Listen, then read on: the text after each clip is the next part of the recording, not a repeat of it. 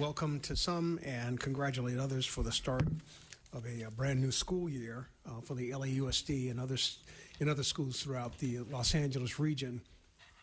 I think having spent parents having spent time with their kids this summer probably now have a new appreciation for teachers in the classroom just in terms of patience. So congratulations to them, the many educators throughout the district, and again throughout the environs, throughout the Los Angeles region for what I'm sure will be a very, very productive school year.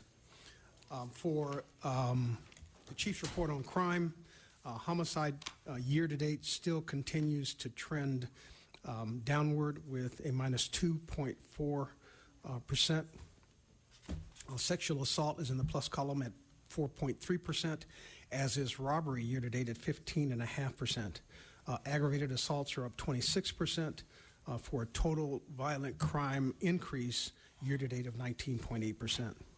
For property crime, burglary is up 8.6%, motor vehicle theft 17.6%, burglary and theft from vehicle up 15.4%, and thefts are up 4.5% for a total property crime increase year-to-date of 10.5%, which brings the total Part 1 crime comparison year-to-date to 12.3%. By bureau, Central Bureau is up 17.1 in Part 1 crime, South Bureau 9.7, Valley Bureau 8.9, and West Bureau an increase of 15.2%.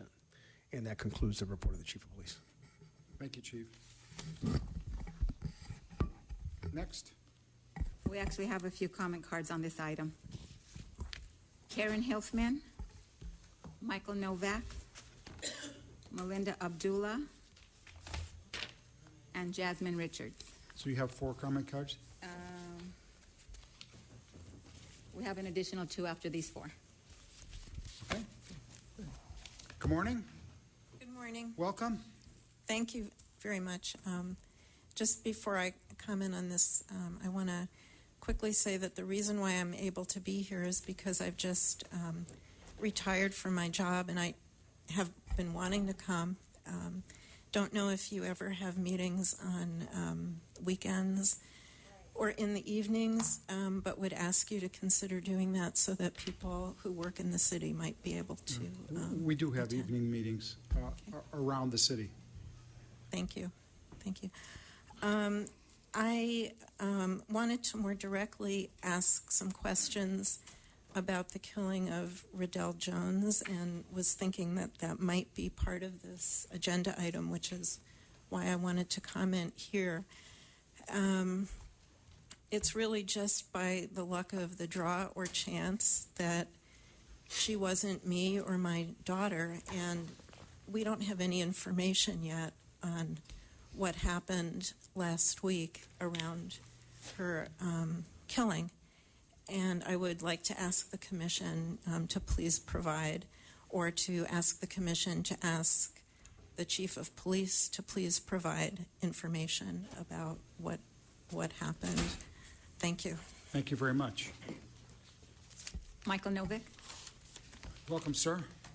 Morning. I'll have to say I was shocked that given that the Chief's report is supposed to be about significant incidents, that there was no mention of the killing of Riddell Jones. I think the LAPD has killed, 16 people this year already? It's your obligation to deal with it. I don't know if any of you has. I hope none of you ever has, and none of you ever will suffer the loss of a child. My son was killed 8 years ago next week, and I can tell you that it's a hole in your life that is never filled again. And if any of you have had that experience or even think about it, you understand the necessity for compassion and solidarity, and that this police commission has been completely derelict in its responsibility to deal with the killings of the children of the black people in this city is abominable to me. And I think you have the responsibility. Last time I was here, you walked out when people expressed their grief and rage, and it's outrageous. And the executive director there took a people's subpoena for the officers involved in the killing of Riddell Ford, and I would like to know what he ever did with it. Next, welcome. So I'm here, and I'm. Can you identify yourself for us, please? My name is Malina Abdullah, and you know who I am. So for the we all do. yes. So I'm all here. need to Can I have identify my ourselves. clock reset? Sure. Thank you.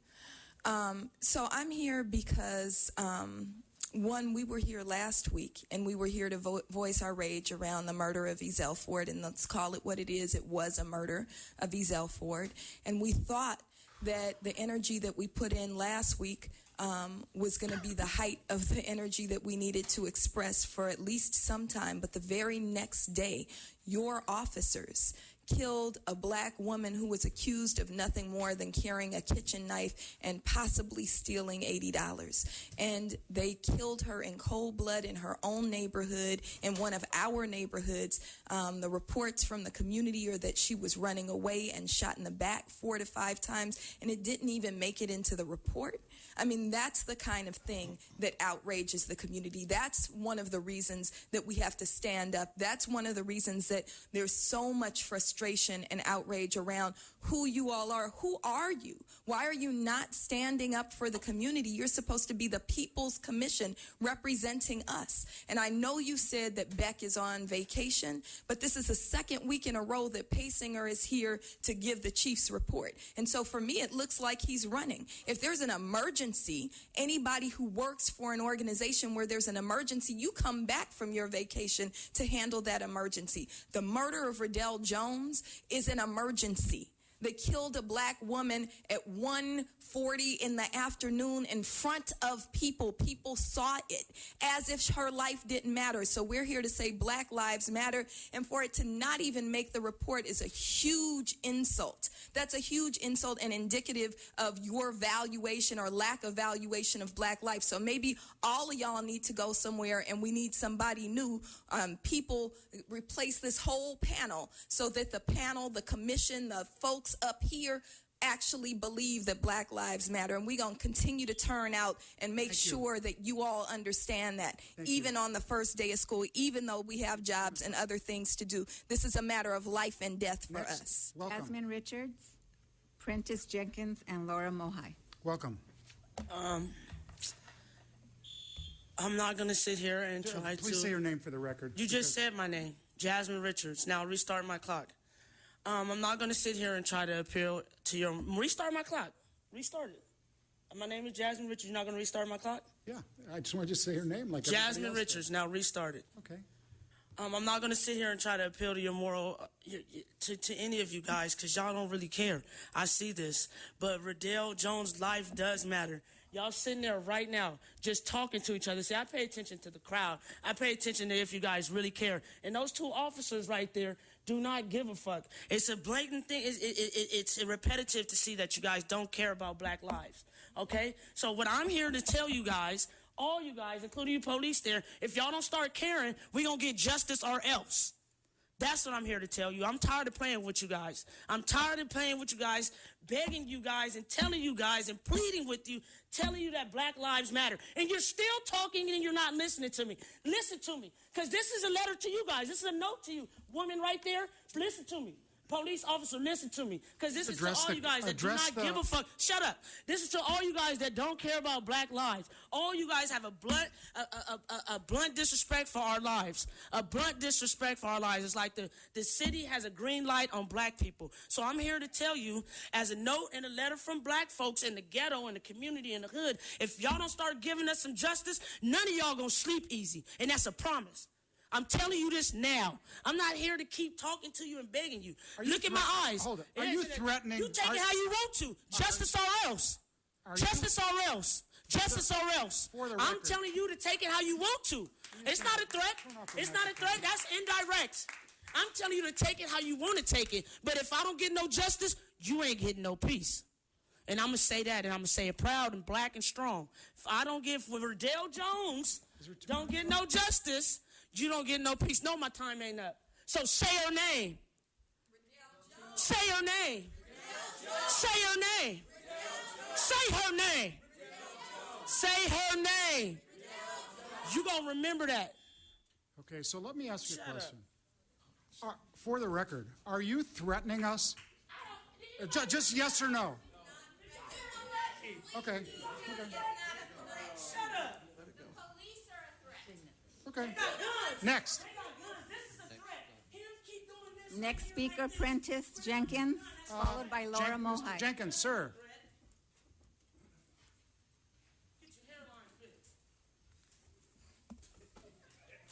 Welcome, Mr. Jenkins. Welcome. I'd like to acknowledge Black Lives Matter. They keep it real, and they will not allow the commission to forget the murder of Ezell Ford and now Riddell Jones. Opportunity, anonymity, incentive, in the absence of repercussion produces dangerous people. AKA, that's Wise as Lee, AKA Prentice Jenkins. That's my quote. Remember, Ezell Ford was in his neighborhood. He was minding his own business. And all of a sudden, two cops jump out of the car, tackle him, slam him up against the wall, and then shoot him in the back. Mr. President, the speaker's off topic. Sir, you are not a board member, so you can't speak. You can't speak. You better go read the law. Only he can tell me that. Thank you. I'm telling you. Now I'm going to ask you to Stay put on another. topic. I'm going to ask you to put another Mr. 10 President, seconds on the this speaker clock. is off You topic. interrupted Listen me to me. again. Listen Sir, to what I said. Why are you interrupting me? Listen Stop to what I said. interrupting me. I I'm don't care addressing that the you don't president. like what I am saying. Put 30 seconds back on the clock. Stay on topic. Hey, we'll invite listen, you back. I don't for care. public Put 30 comment. seconds back on that. Now you've got to put 40 seconds back on the clock. I'm not putting any. You continue to interrupt us. The community Stay has a on- right to speak, talk and to you the- can't talk to the interrupt. chief. You cannot interrupt me. Stop interrupting me. Put another minute on this clock. You people interrupted me. That's why you're going to get sued, because you cannot interrupt the community when we're speaking. We have 2 minutes. You got the rest of this day. We have 2 minutes to You speak, have and you no keep time to be interrupting off us. topic. I want my. It's a minute and 50 seconds now. Put another minute and 50 seconds on the clock. Are you refusing to do that, sir? Sir, you're off topic. Are you refusing You're to off put topic. my? It doesn't matter. The clock is Are you running. refusing to put my time? Clock is running for you. Now, Come back during public sir, comment. put my time on the clock. Come back during public comment. You Next. took my time. Come back during public comment. Look forward to it. Next. Laura Mohai. Hi, my name is Laura Mohai. I just want to say that I haven't seen any police accountability towards Black lives, not in LA. Start again, but I can't hear you. I have not seen any police accountability towards Black lives, not in LA and not anywhere. This is a national issue as it is a racial issue. It is horrible that a woman passed away, that she was shot, that she was murdered, and we didn't even know her name for so many days. It took days and days to even learn that her name was Riddell Jones.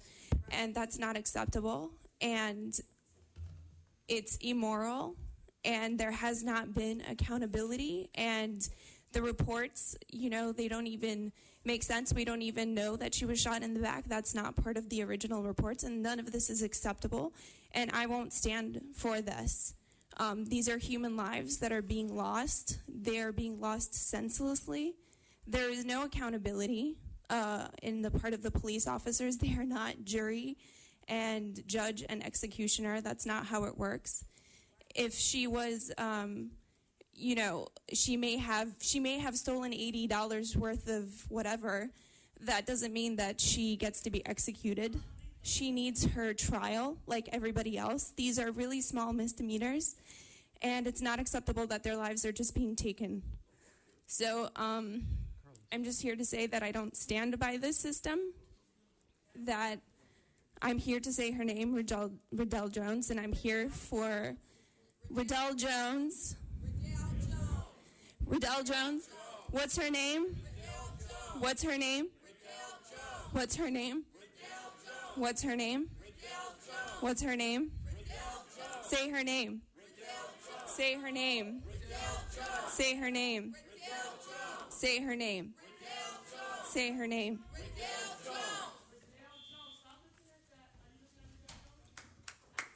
Okay, let's move on. Mr. President, we have 3 more comment cards on I this think item. that we can't submit a comment card after the. Yeah, you things can already say that. started. Pardon me? You can say that. You can let them know. Time is closed for this Yeah, item. time was closed. Okay, they can come during public comment. You should take Say it again? these 3. What? Take these 3. These 3 what? Go ahead. I just want to follow the rules, huh? You have 3 cards submitted. The time period for this item is closed after these 3. Okay, so these 3 can come up. The time, We did it in time. I said that they can't. I said they can. Okay. Detective Frank Little, Herman, The and time Wayne. period for this item is now closed after these 3 speakers. Yes. Frank Lytle. The police chief is not here today to put that in his report. Who is that detective? Well, that detective is a wonderful gentleman who got promoted all the way up through the department in 1997. He gunned down a fellow officer. A white officer killed a black officer. You covered it up. Then, on the internet, he was caught with some interesting comments from that time period. And you know what he wanted to do? He wished there were more blacks in the car when he shot the fellow black officer. Finally, you fired him. So that's how long it takes for justice. Now, let's talk about incidences. Last Friday, I'm driving down over by Staples Center, Figueroa, and Olympic. Guess what you're doing over there? You got cops in brand new motorcycles running speed traps, pulling everybody over. I was doing 35, got valid registration. So you know what he pulls me over for? Seatbelt. A fucking seatbelt. So I get out of the car, and he says, "Are you videotaping me?" And I said, "The reason my seatbelt's not engaged is because my fuse is having issues in my car." So he gives me a fix-it ticket. What's wrong with a fucking warning? Why do I have to have a fix-it ticket? Because the city uses police officers to raise revenue, and then on the other side of the city, they execute people like Ms. Jones. So you have a bifurcated police department. One part of your department executes people. The other part of your department raises revenue. So avoid Figueroa and Olympic, and in the Valley, Reseda Boulevard, and Nordhoff, cops are stopping everybody. Fuck them. Herman. Next.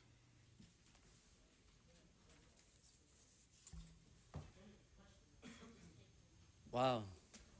Identify yourself, please, so everybody, like everybody else. My name is Meow. Is that okay with you? Meow.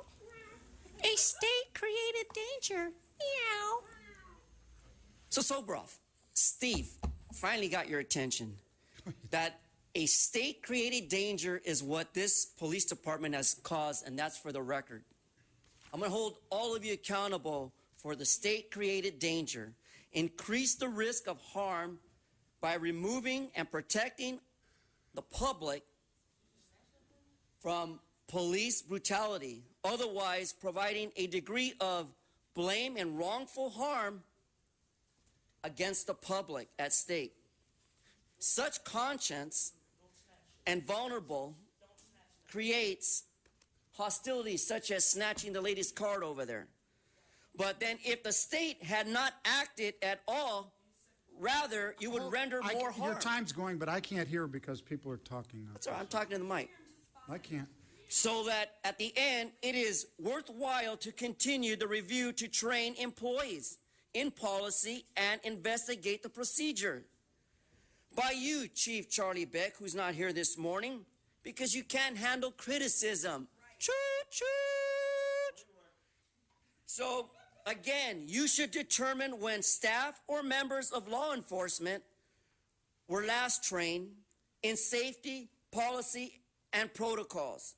State created the danger.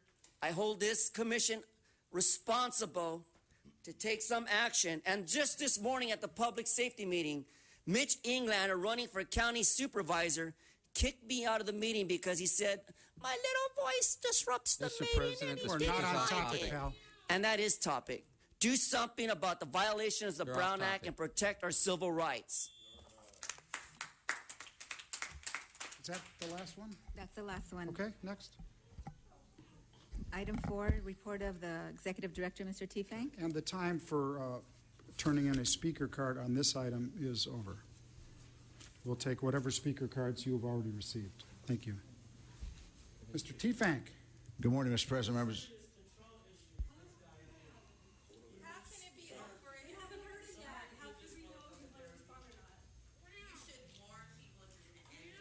Mr. Tefang. Good morning, Mr. President, members of the Commission. No report today. Okay, public comment? Okay, you know what? You're right. So what I'm going to do is I'm going to say, if you want to turn in a speaker card, when he's finished with his comments, there will be no more speaker cards. Okay, go ahead, Mr. Tefang. So he's going to say there's no report, so now nobody can turn in his speaker's card. So hurry up and turn in your speaker's cards if you want to speak to the board that he doesn't want to report that they killed somebody on the 12th. No report. Okay, are there any speaker cards? There are several. Sarah Haley, Yeah, I don't.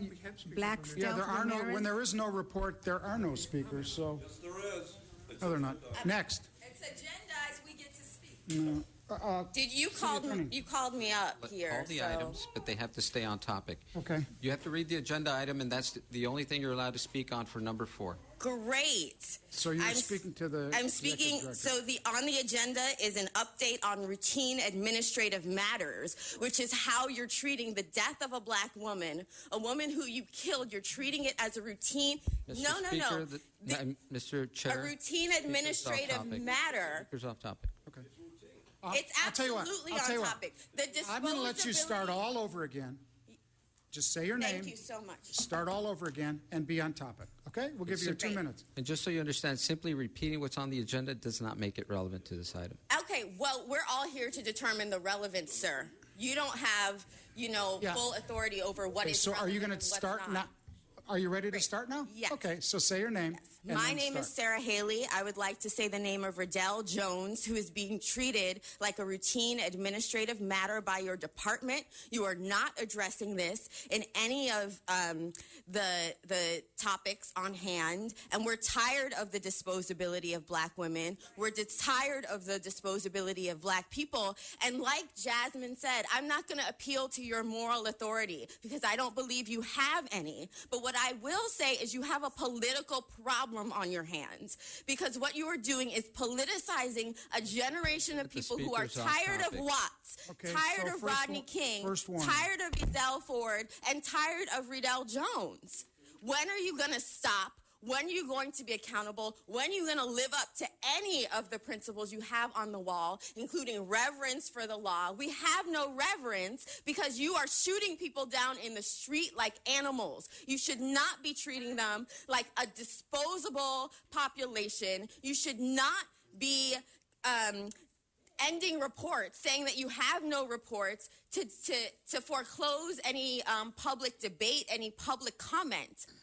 I mean, I don't know how you live with yourselves and wake up every day, but what I want to tell you is that killing black women in the middle of the day, in the middle of the street, is a political problem for you, okay? And you need to be accountable if you have any respect for any of the people you claim to protect and serve, which you do not. You need to listen to us here today. You need to stop stalling. You need to stop trying to end public comment. I can't believe that there's no report of the executive director on a day when a black woman was just killed. What does that say? All right? So you need to realize and wake up to the fact that we are here, we are watching, and it's not going to be business as usual. Mr. Ramirez, Wayne, and Herman. Are those the last 3 on this? We have a few more after these. Okay. Good morning. This agenda item. Will you say your name, please, and we'll start the Black Stealth Ramirez. Excuse me, I didn't hear you. I'm sorry? What's your name? Black Stealth Ramirez. Okay. And so, having said that, number 4 sounds rather vague and ambiguous. It says administrative matters. What is administrative to you? I may not understand, or I do not know what entails your administrative matters. So please pardon us here for being aloof as to what exactly is or entails administrative matters to your department. Having said that, ladies and gentlemen, I would like to know what or how the police department, LAPD, responds to crimes against victims. We have now a homeless population. A segment of the population that is homeless is due to victims of crime. I am homeless, not because I didn't have a home, not because I didn't have money, but because I called the LAPD from place to place regarding vandalism, hate crimes, gangbangers, wetbacks and gangbangers attacking and violating and vandalizing and graffitiing my property and my person and my existence. My attorneys, black attorneys, moved me out of East LA and had me moved into hotels, and that's where my saga has begun. Hotels get expensive, ladies and gentlemen. So I started doing my research. It's called gang stalking, and God bless the ex-FBI retired agent, Ted Gunderson, who exposes gang stalking. He says on YouTube, gang stalking is done by many political bigwigs or LAPD or law enforcement or sheriff's department. Why am I being attacked? Why am I being singled out? I do not know.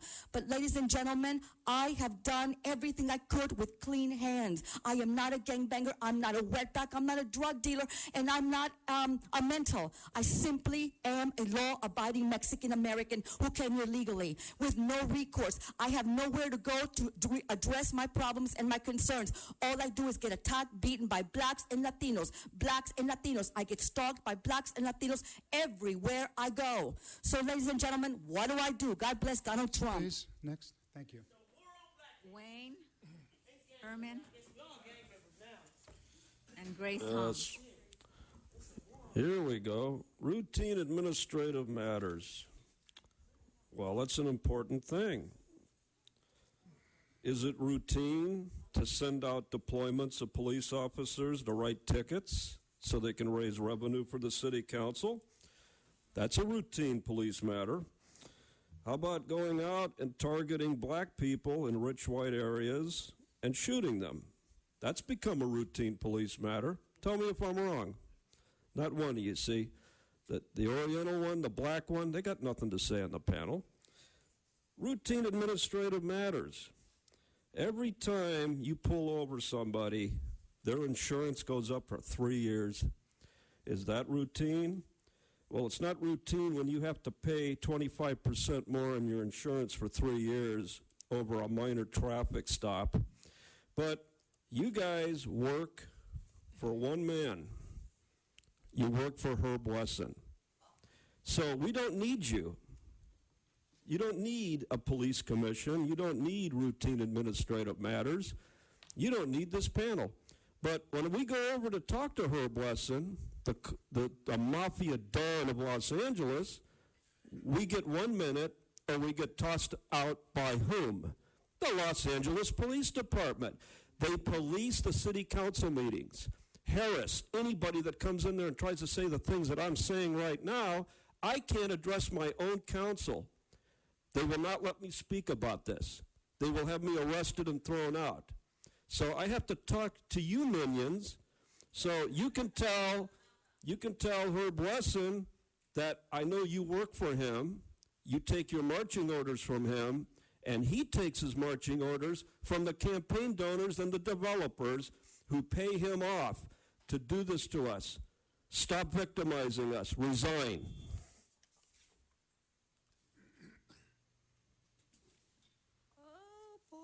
Are we familiar with the Brown Act? Isn't that a part of the executive director's responsibility that the legislative body and a local agency shall not prohibit public criticism? Shall not prohibit public criticism on the policies, procedures, programs, and services of this agency, or in the act of omission of the legislative body. Nothing in this subdivision shall confer any privilege or protection for expression beyond the otherwise provided by law. So when the public comes in here, Sobrov, they're going to have different dialogue of criticism. It's not going to stick to the agenda. For that purpose, the Brown Act gives us our civil liberty to express Mr. President, the speaker's off topic. So when we go into the routine of talking about what's on the executive agenda, we should follow those guidelines, without Mr. T-Frank's responsibility to hold a calendar and allow the people, the public, to come in and contest any action that prohibits us from saying what you don't want us to say, is routinely objective. And it is due to criticism that we have to take an action to say that the legal person down there who violates my right Mr. President, speaker's off topic. You can under speak the on that. routine of the Finished. calendar You had your last warning. that I'm saying Next. in my last 21 seconds is Next. No more do seconds. something more I gave you a warning. productive for the community. You're done. It's routine. Hold calendar meetings, sir. That's all. Hold calendar Want to stay in the meetings meeting? instead of snuffing them off like the way they snuffed me off at the public safety meeting this morning. Thank you. Grace Hong, Melina Abdullah, Jasmine Richards, and Karen Hilfman.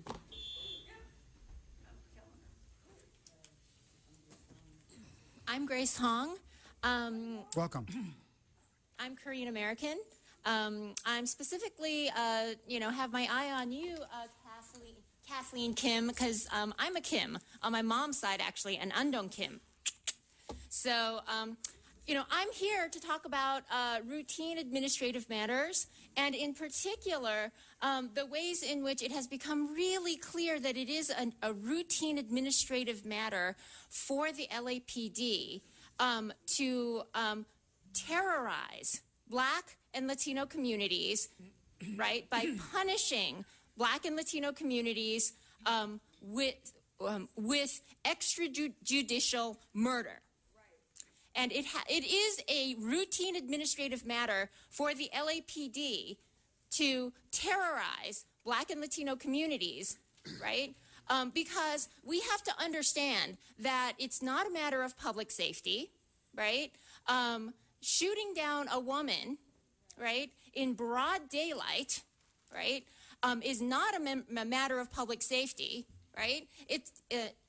Those acts are specifically done, right, to terrorize the communities, right, in which they occur, right, to send a message to every one of those people in those communities that their lives don't matter. Well, I am here to say, right, that if that is the function of the LAPD, right, if that is a routine administrative matter, if that is a routine thing that the LAPD does, which is apparently the case, right, then the LAPD itself, right, as an institution cannot exist.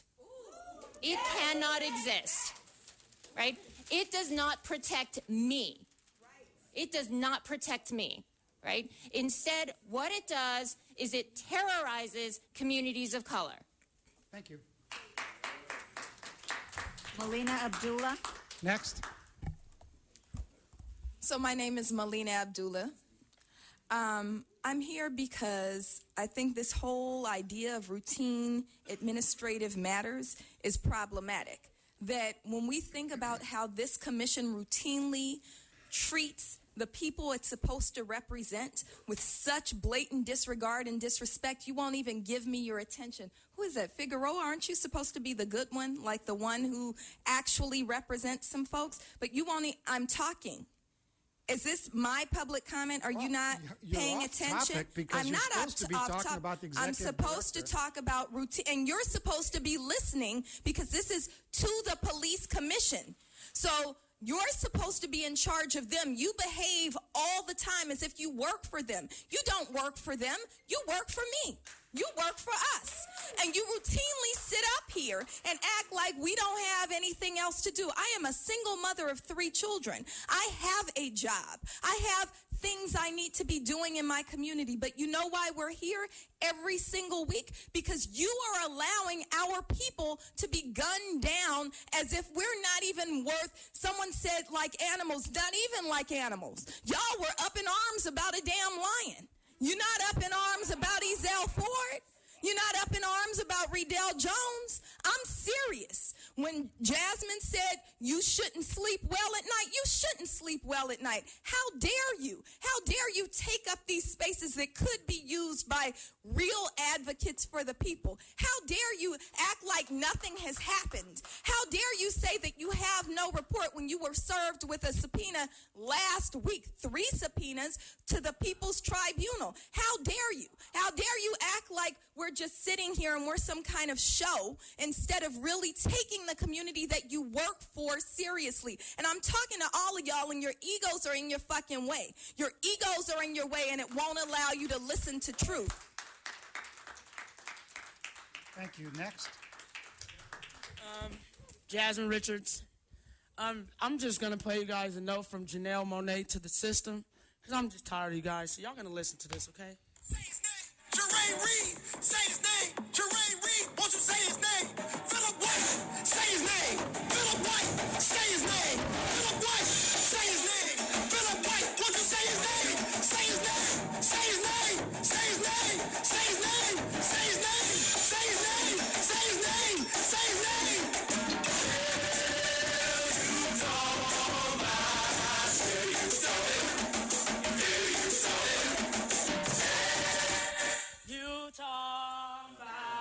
You cannot approach. Y'all not gonna say name? Next, please. Say his name. Eric Gardner. Say his name. Eric Gardner. Say his name. Why don't we just take her out of the room? Riddell Jones. Say her name. Riddell Jones. Say her name. Riddell Jones. Say her name. Riddell Jones. Say her name. Say her name. Next. Say her name. Next. Say her name. You're disrupting the meeting. Say her name. Say her name. I'd like this lady to be escorted out of the room. Take her Say out. her name. Say her name. Say her name. Say her name. Say her name. Say her name. Say her name. Say her name. And it's sad that we just now found out that her name was Riddell Jones. Y'all have a blunt disrespect for black life, and I'm telling you now, all y'all gonna sleep uneasy. Because just like the French Revolution, we did not fight with guns, we fought with our ancestors. So y'all gonna get hypertension, diabetes, high cholesterol, and all your system is gonna fail. I don't care no more. Do what you gotta do. Now you're gonna run again? Why are you running? I'll leave. Don't run, stay. I'll move. This little black woman will be quiet so all you white men can stay. Cowards!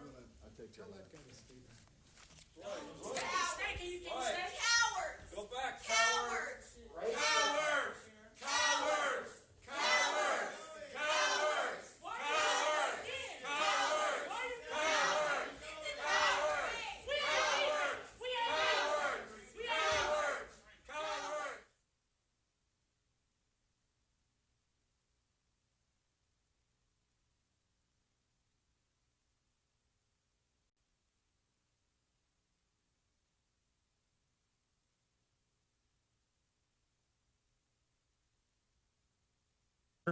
There's a dedicated team, Force Investigative Division, that goes out to each categorical use of force and does a canvassing, securing the evidence, looking for witnesses, taping off the area, and my team is there looking and overseeing the entire process. We then will monitor the department's investigation all the way through with examining the interviews, looking at the scientific information, and then asking the department to follow up on things that we think need to be followed up until it actually comes to the chief's report. The chief will sign his report based upon his recommendations, and as you're aware, commissioners, then we get that report and we critique that report. So if there's missing information in the investigation or the analysis, we will look at that. We also make our own separate recommendations. As has been our custom and practice, we do not talk about any use of force during open session because of the privacy matters and also because the investigation is not complete. We do not do that for any case.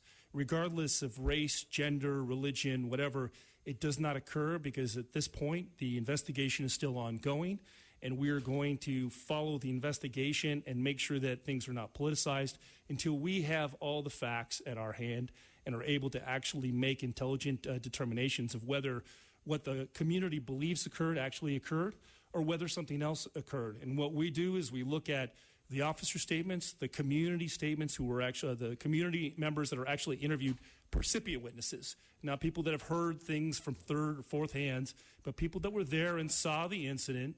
And then what we also will do is compare all of that information with the physical evidence to make sure that we have an accurate assessment of what's going on. The department will do the same thing. And then, as you know, during closed session, you get the benefit of both reports and a full briefing of all the facts involved in the case. And you make a determination of what you believe that use of force should be after all of the information is brought to your attention, not just part of the information. So you're describing your participation here, your independent participation in the Jones case. When did that begin? It became the moment that incident occurred, we were at the scene. Okay, thank you. Anything else? No, sir. What we do is, just to be clear, we're there every step of the way. So when there's a use of force review board, when during closed session, we're there the entire way to make sure that there's quality control in the entire incident, that everything that needs to be investigated is investigated. And like I said, that occurs on every incident, no matter the location, no matter the individual. Great, thank you, sir. The time to turn in speaker cards for this item is closed. How many speaker cards do you have? We have several, sir. Okay. Prentice Jenkins, Ms. Ramirez, Herman, Wayne. Mr. Jenkins?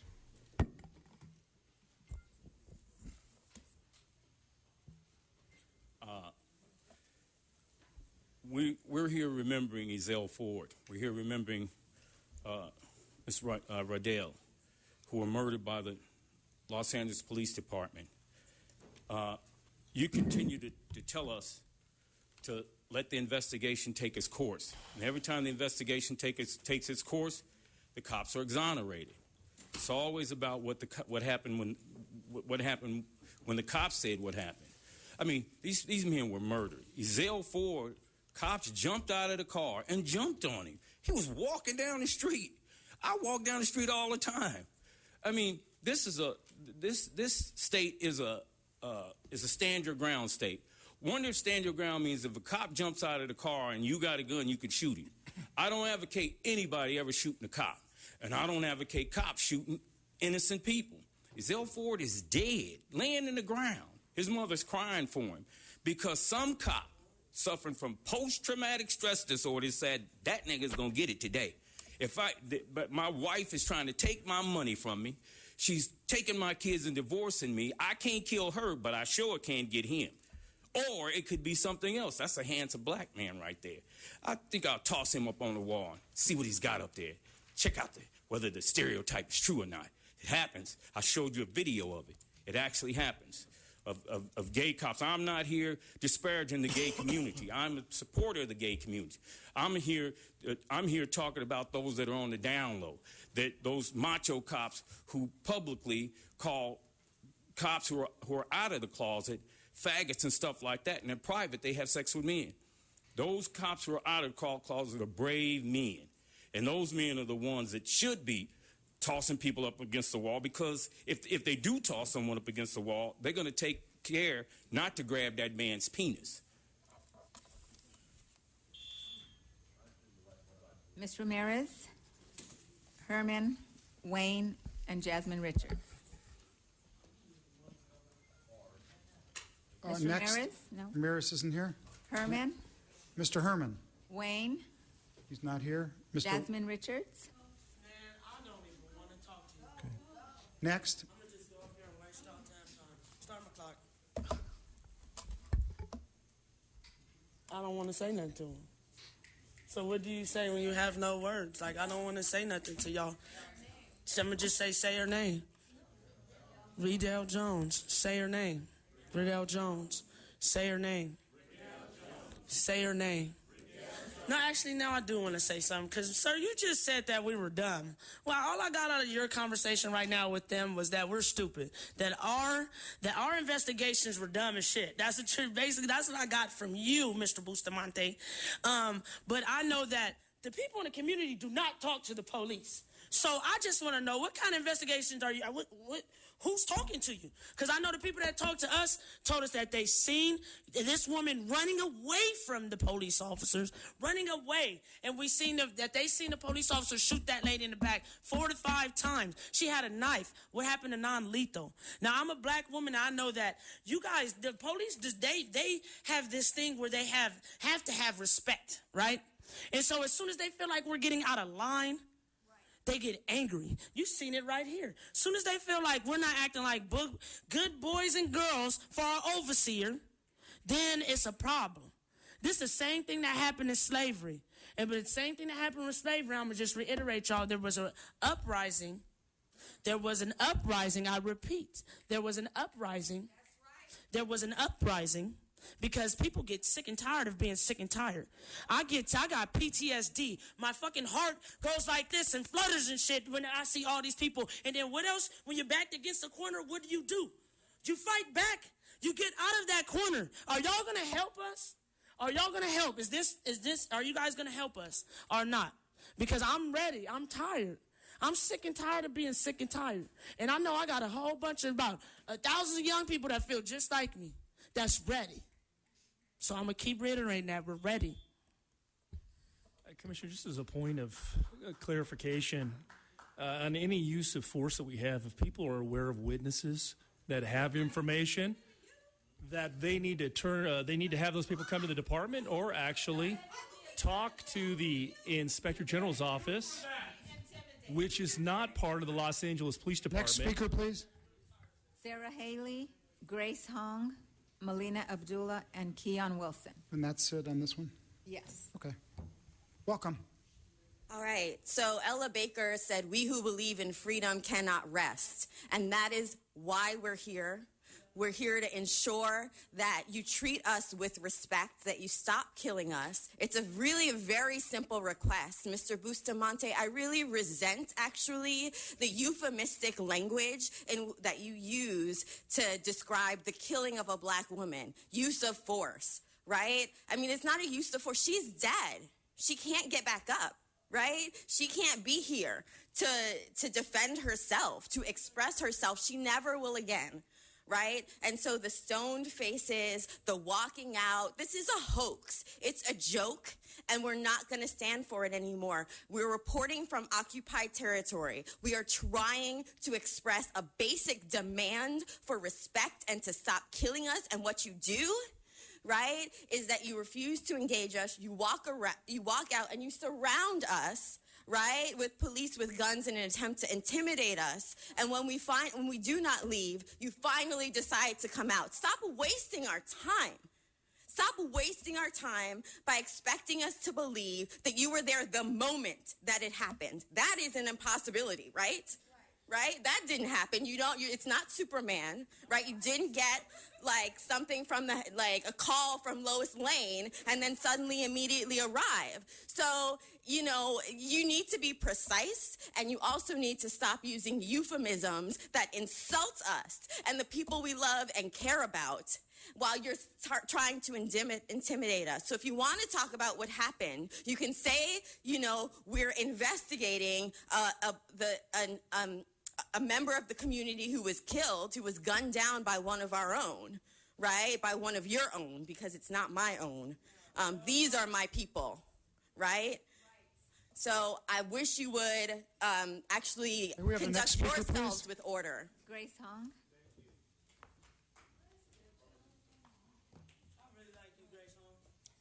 Thank you. I like you.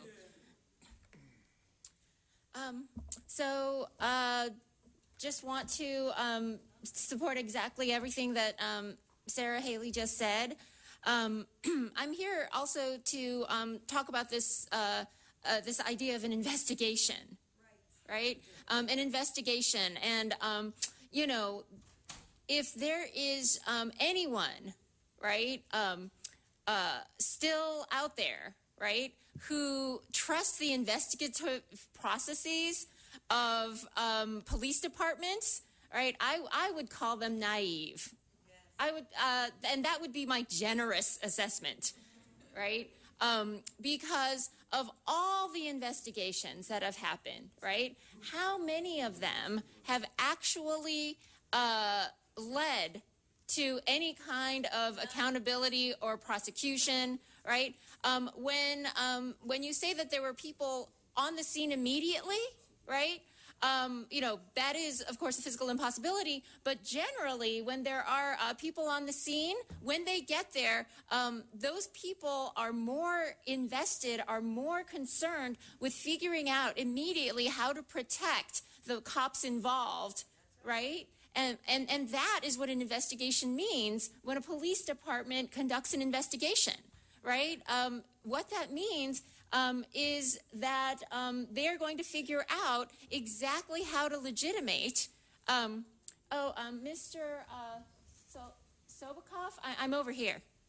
So, what they mean by that is they're going to try to figure out exactly how to spin this, right, to make it seem like the cops were doing what they were supposed to be doing, right? Because I think for police departments, when a cop kills somebody, right, that is what they're supposed to be doing. Well, not for me and not for us. Next speaker, please. Melina Abdul, followed by Keon Wilson.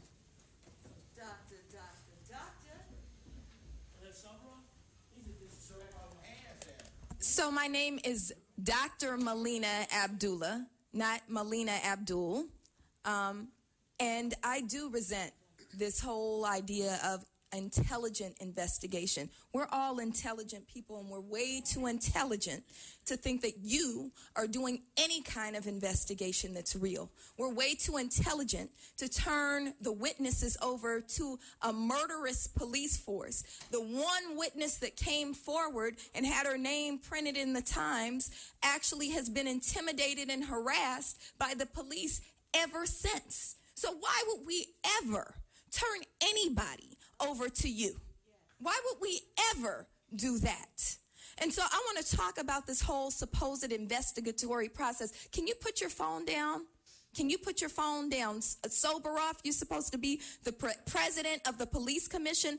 I'm supposed to be speaking to you as an engaged member of the public. This is something that you're supposed to want. You're supposed to want us to be here. You're supposed to welcome us here, not in that snide way that you say welcome, but in a real way. And you should put your ego aside that disallows you from putting the phone down because a black woman is requesting it. Put your ego aside. Sandra Figueroa, I read your bio. You're supposed to be a social activist. Why are you here and you won't even engage the public? You all are a joke. You all are a joke. And when you talk about waiting on an investigation, we had to wait for a year on the investigation of Ezell Ford, and still nothing. You all made your ruling, and those officers still have their guns. You know what? We can't afford to wait for your year-long investigation with these officers who just killed a woman. I have children. There are murderers walking the street. We can't afford to wait for your process, and we won't, and we will rise up. Remember the names Nat Turner, Denmark Vesey. Remember Next that. speaker, please. Those are whose, we are their Doctor, descendants. your time is over. We are May we their have the next speaker, descendants, and please? their blood is in us. And so you are facing an insurrection. speaker, please. Mark my words.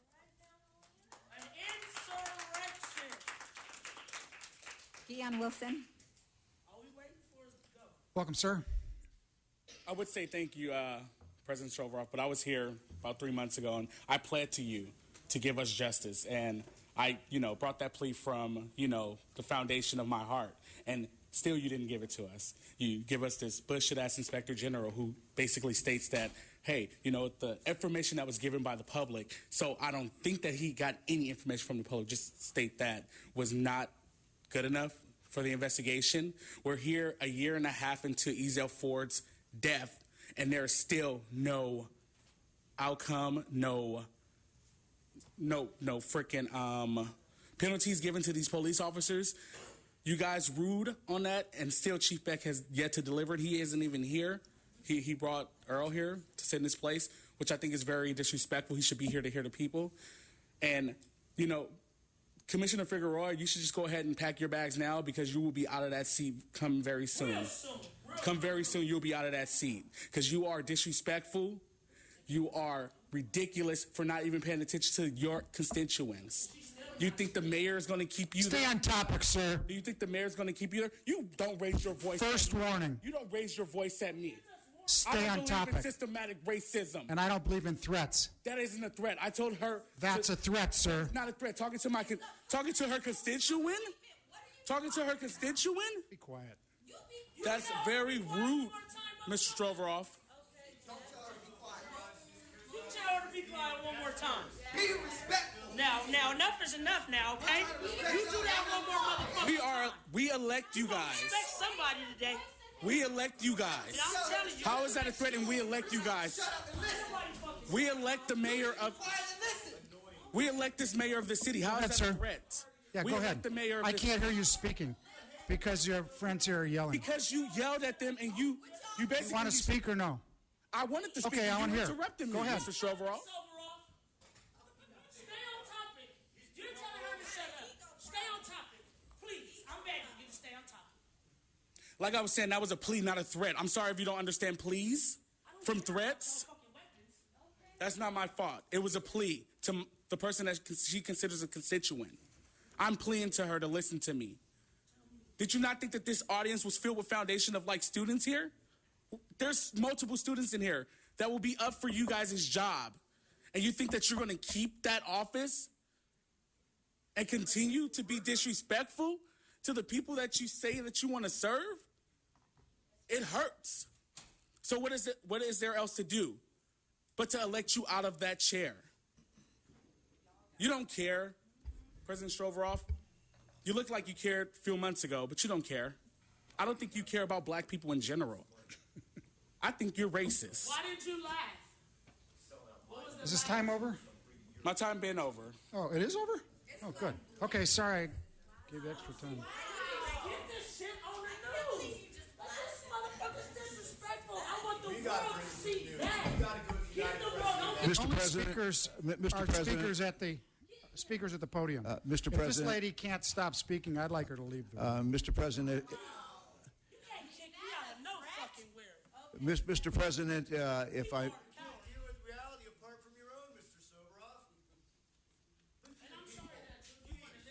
Mr. President, if I may, that you can advise the folks in the audience that if they cannot disrupt the meeting, if they continue to disrupt the meeting and public speakers cannot be heard and the meeting cannot continue, they can be removed from the room. That's my statement. Okay, next speaker. Is that it? No other speakers on this item. Okay, let's go. Let's move on. Let's move on. Item 6 consists of information items and filed items You can go- relative speak at noise public- variances public and comment. special event permits submitted for the period ending August 14th, 2015. Okay. We do have a comment card on 6B. Prentice Jenkins. Right, the time for submitting cards had closed. Next. Speak during public comment, not now. Does Jenkins have a card in? Prentice Jenkins, yes, on 6B. Stop. Held us outside for about half an hour. This meeting was so. What is our fault?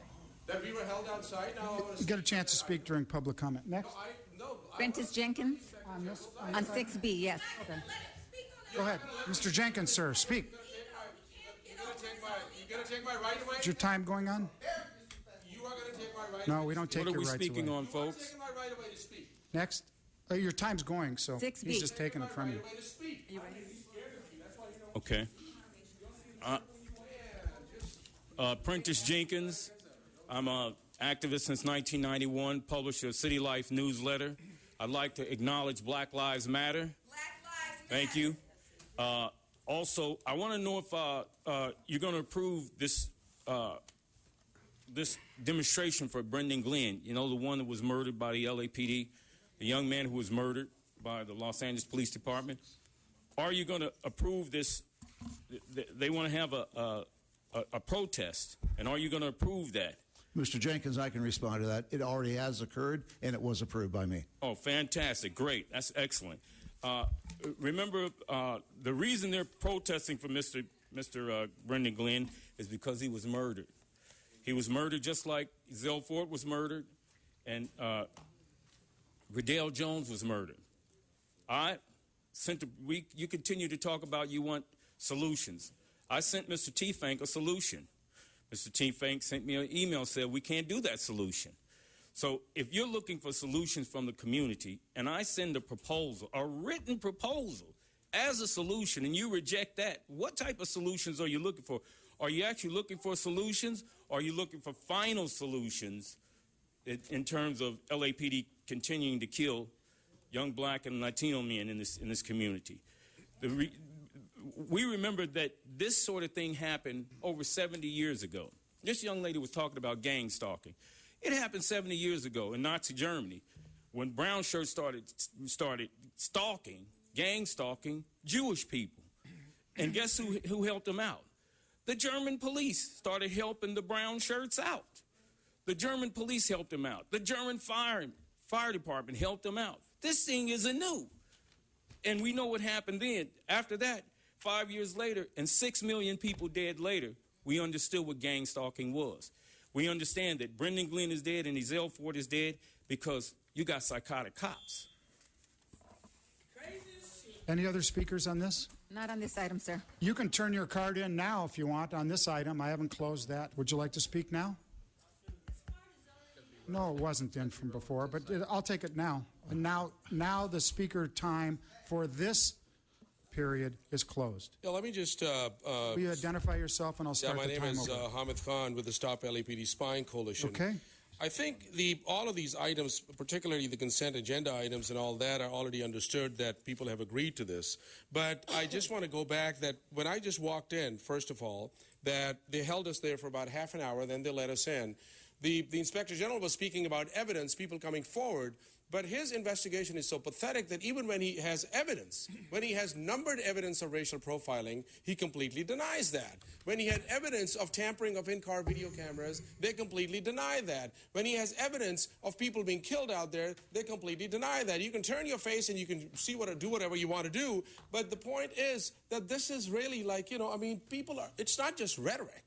We are backing everything with evidence. We are giving you documentation. We're giving you documentation from the U.S. Senate. We're giving you documentation from the National Academy of Sciences. How much more evidence do you need? And he completely just bails out on everybody. And then he says, well, show me the evidence. Bring me to your community. What more evidence does he need? Does he need more people getting killed? When your suspicious activity reporting program is showing 3-to-1 disparate impact on the black community? So don't Black Lives Matter to you at all? That's exactly what is going on. When you have in-car video cameras, 85 out of 90 intentionally antennas being tampered and broken by cops in Southeastern Division, doesn't that matter? Don't Black Lives Matter at all? So this is what the issue is, that it's not just about there's no evidence. We've given you tons of evidence. There's evidence from another report from the U.S. Senate saying that how bogus this system is. This is your own U.S. Senate saying that. This is called safety at any price. This is showing that $800 million has been given to L.A. just to kill us. To do what?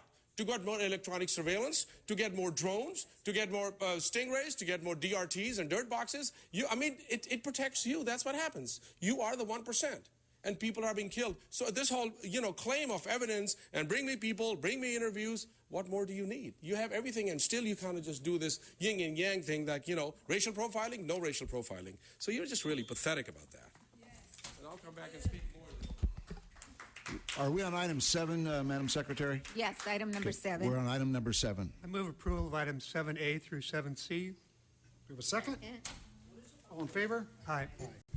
Item 8.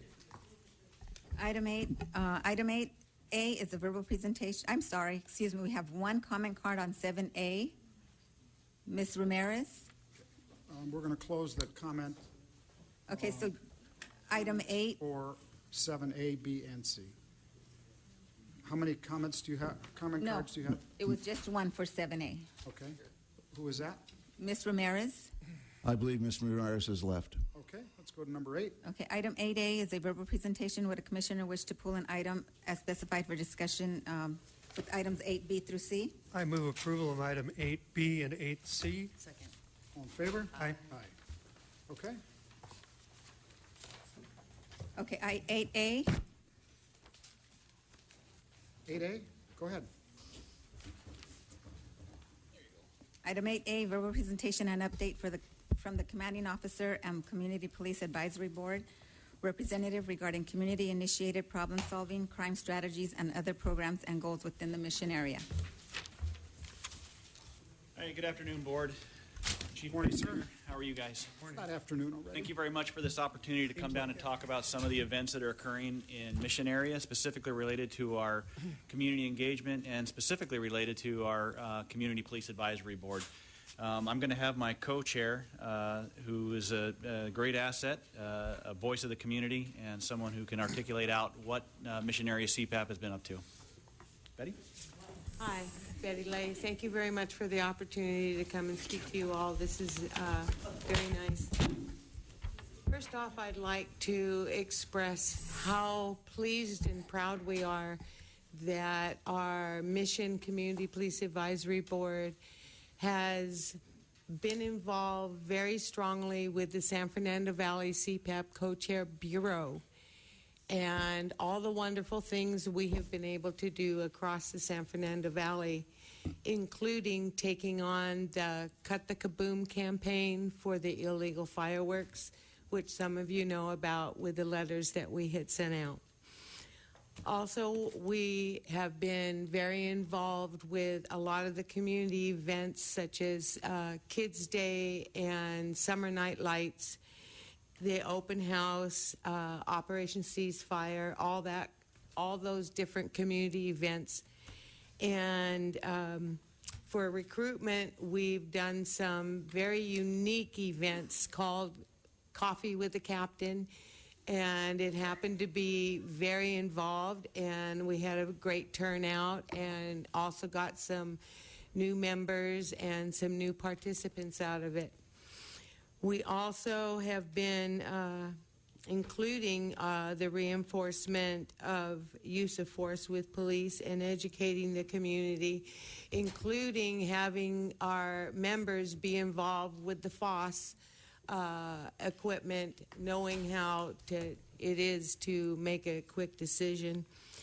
Also, we have adopted the Map Your Neighborhood program. It's something that we had been doing ever since 2011, 2012, and on, including the emergency preparedness update. But we've taken it a bit further, and apparently this is something that Deputy Chief Bob Green has also been pushing across the San Fernando Valley. So we're very proud that we have been engaged with that and had a great turnout with that. Also for our future goals, to be able to take the San Fernando Valley CPAP Co-Chair Bureau and get the Cut the Kaboom campaign across the entire valley in 2016, and from that point we'll be moving it Los Angeles citywide. I thank you so much for the opportunity to come here and speak today, and anything that Captain wants to add, I'm going to let him do it, and thank you again very much. Thank you, Betty, very much. Board, I just wanted to give you some update of some the collaboration that's been going on within our CPAP and also the community as a whole, and some of the programs that have been integral to our success and also to the benefit of the community that we serve. Again, I mentioned collaboration. We have started a program which our CPAP is actively involved in. Its Operation Ceasefire.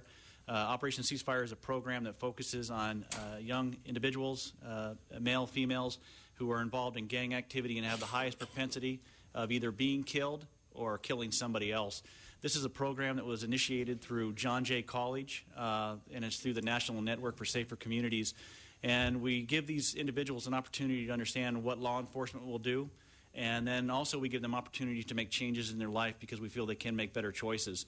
And with that, we have a number of service providers who are there, who offer them jobs, services, training, try to get some things done. We also have a moral component, a moral voice of the community, who talks about what it was like to lose somebody to gang violence, her own child, actually.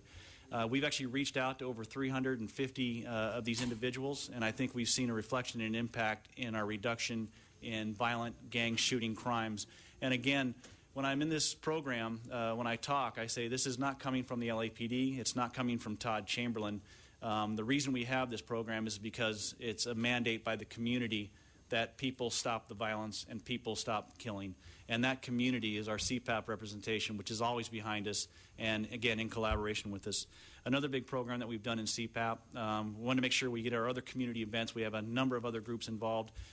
We have a really strong clergy council, and our CPAP, in conjunction with our clergy council, which is non-denominational, not based on theology, but based on a practice of wanting to serve the community and work in conjunction with LAPD. We started a number of series. We have the Truth About Narcotics, Truth About Gangs, Truth About Domestic Violence, and a number of other series. And they actually go out to the communities that are impacted the most by these issues and speak and talk and have a program that gives people alternatives and different choices. And we've had a number of people step away from narcotics, a number of people who have been educated on gang violence, educated on gangs, and we also had a number of victims, both abusers and victims of domestic violence, who have approached us, and the subject matter experts, which again come out of our CPAP and our community involvement with our clergy council, to take different alternatives. These programs would not be successful, they wouldn't be operational without the collaboration between our community and the people of our community and LAPD, and that's what we've been doing. So thank you very much for that time. Thank you, sir. Thank you. We have a few comment cards on this item. Ms. Ramirez, Ted Hayes, Occupy LA, and Prentice Jenkins. Okay, and Ms. Ramirez, the time for comment cards on this item is closed now. Ted Hayes, Mr. Hayes, I thought we were going to have a meeting this morning. No, it's different days. Oh, yeah. Different. Oh, it was? I'd like to make a comparison. In fact, I'd really like to understand why are these persons who make these presentations dismissed before the public has an opportunity to address them. That's very important. When they leave, if there's a question, an inquiry, complaint perhaps, they should be here to address that and respond to it. But they're leaving now, and that's what officers and everyone who makes a presentation does. So I would imagine you know that probably not the proper way to handle the course of business. Now, Southwest Station, there are not enough seats for the people who come into the lobby, who come in to make complaints to change their children in child custody matters. Not enough seats there for those people. They're lined up against the wall. The average time for a person to come in to file a complaint about a bicycle being stolen or a home being burglarized is 3.5 hours. When people are told it's going to take about 3 hours before we can address your concerns, they turn around and leave. Now, that's not very effective law enforcement, but that's what's happening there. Now, there are 4 slots at the desk for officers to attend to these services, but only 2 of them are occupied. Only 2. The officers are competent, they're capable, they're thorough, but it takes too much time. 3.5 hours to make a complaint about anything at all is excessive in my mind, particularly when you can add 2 more officers and maybe cut it down to 1.5 hours. So I don't know what's happening at Mission, but I intend to go to some of the stations within my area and check on what 77th is doing just as poorly as far as services are concerned, time-wise, or not. But I think something like this ought to be paid attention to and enhance the service in the stations. Thank you. Thank you, sir. Occupy LA, it says DBACR, and it's illegible. And Prentice Jenkins following that speaker. Okay. Good morning. Morning. It's a pleasure to be here. I'm thankful for the opportunity to speak. I want to give honor to the President and to members here and to the community who have come here and the people who are concerned about what's going on outside. Hopefully, our humanity will be able to save humanity, meaning that we're going to have to dig deep down inside and bring out the good qualities that we all have in us and try to come to the table and solve some of the most pertinent problems. And I think the sentiment of some of the members here who have spoken about the uprisings and about the being fed up, but we realize that the real issue is our own inside lack of spiritual development, and that has to be done with Christ in our hearts. We could never control our inner man, which is sinful, without Christ being in our heart. We have to recognize that, number one. Number two, we're all human.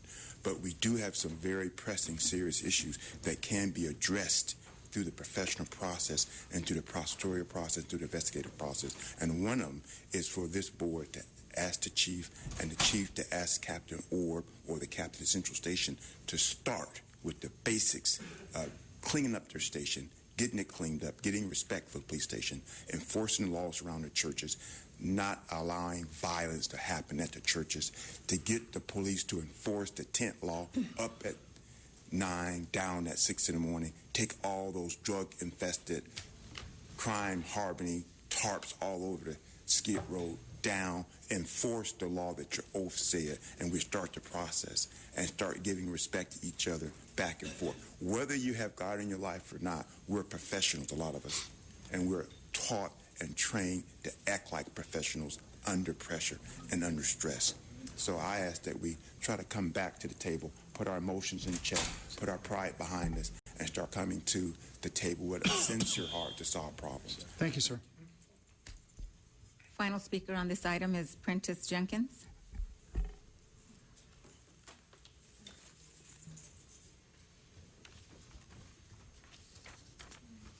Prentice Jenkins, activist since 1991, publisher of City Life newsletter. Like to again acknowledge Black Lives Matter. I want to know if the mission area is allowing the community, if they're actually taking the requests of the community when it comes to problem solving and crime strategies. See, cops have a different, you use a different method than the community does when it comes to crime solving. When I was a kid, crime solving was when I got in trouble, the neighbors saw it, they called my parents, I'd get my ass whooped. That solved the crime. Cops didn't have to shoot me. See? That's how you solve crimes.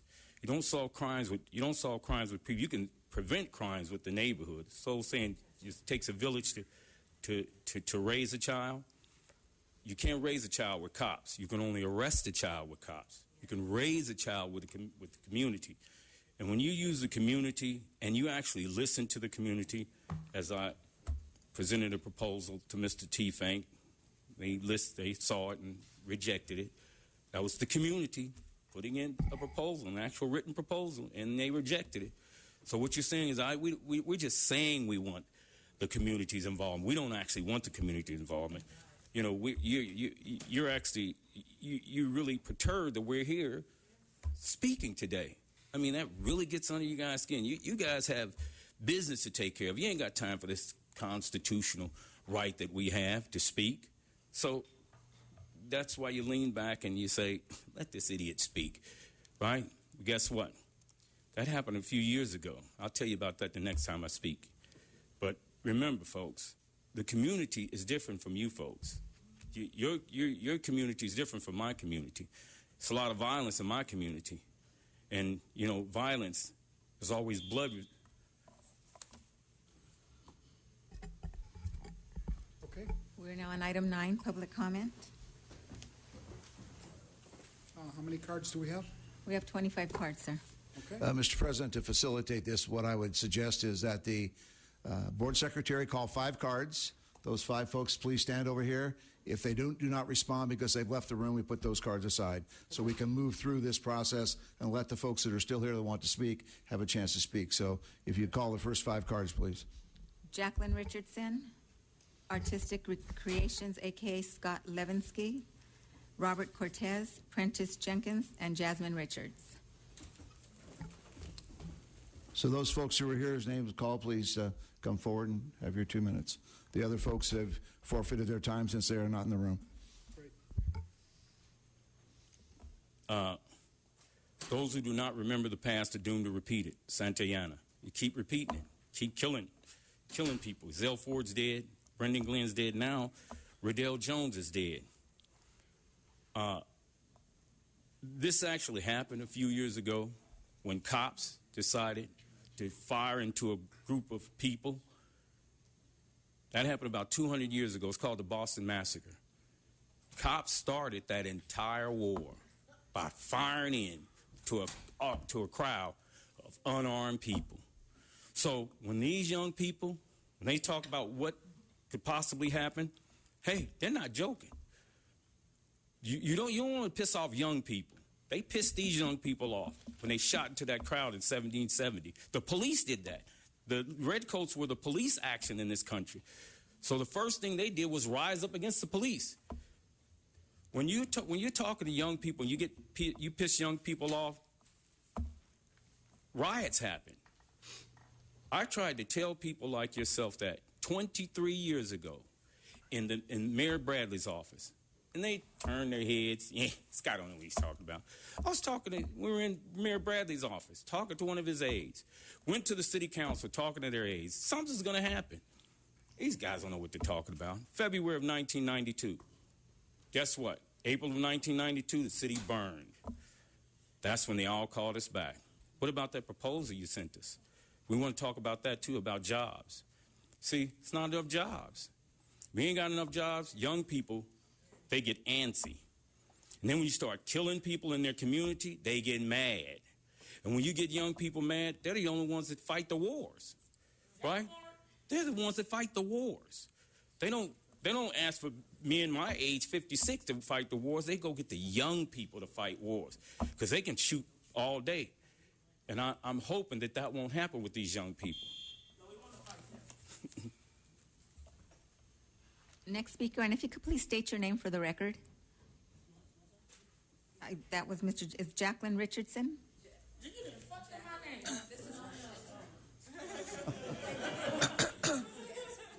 This topic is about women getting impregnated by men. I don't know if this is on topic, if this is the right place for that. No, you're good. Part of the program to present this little talk. This is on general public comment, ma'am. You can speak about anything. Okay. This is about women being impregnated by men. I'm not just talking about any woman. I'm talking about women that are very nice, very respectable, and they try to do the right thing practically all the time, but they're being impregnated by men. This is happening in Los Angeles, all over Los Angeles. It's happening in San Bernardino, Riverside, Oxnard, and I also heard that it was happening in the state of Arkansas.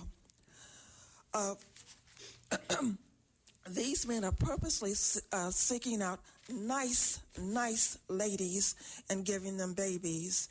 The ladies think the men like them. If somebody likes you and you're interested in getting married, you're going to pay attention to what they're telling you. But somehow they end up getting impregnated with the man's child, and the man drops them, and he doesn't marry them. He goes off and impregnates other women. At one black church, it's a very large black church, the pastor pointed out, this was over 20 years ago, he pointed out, there's a man here. He's impregnated 4 women at one time, so you all watch out. A white man passing me on the street, he said, I know somebody that has impregnated 100 women, but he didn't say, he has 100 babies, but he didn't say how many women it took to do that. If you're interested in this problem, it's a huge problem, and it's hidden. You don't go around seeing all these women walking around with these huge stomachs. That's more or less hidden away from the public view. But something needs to be done about it.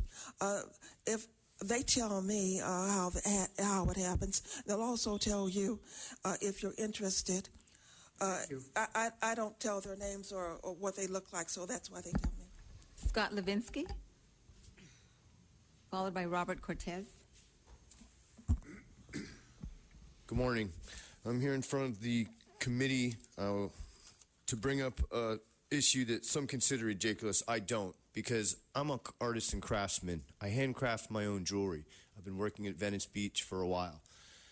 I'm getting regular tickets by Officer Shaw, by Terrazas, and other officers, and it's annoying because this 4215 Los Angeles Municipal Code revision that has tons of things that are non-communicative apart from their expressive communication.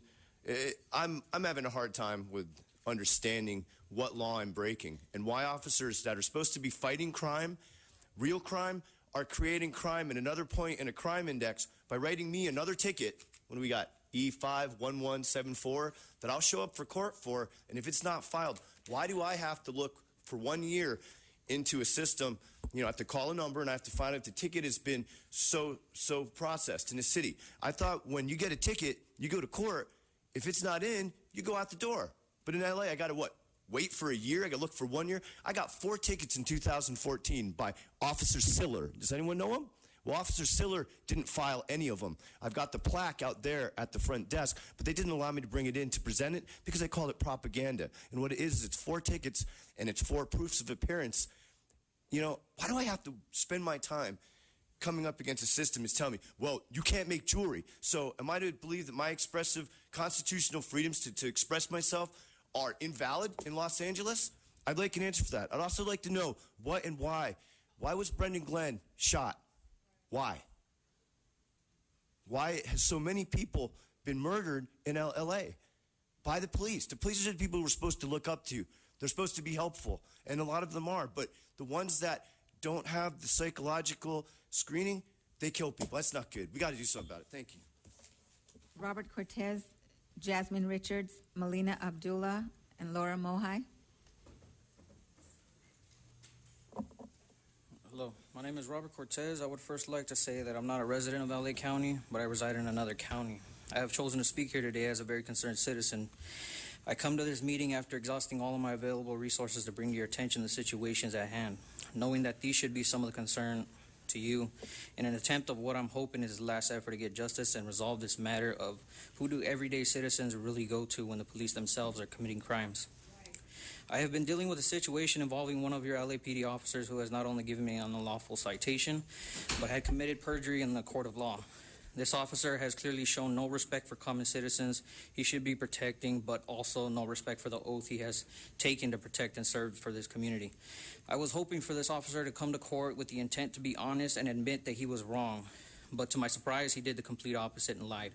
The credibility of an officer willing to lie under oath should not overshadow the credibility of a concerned innocent citizen.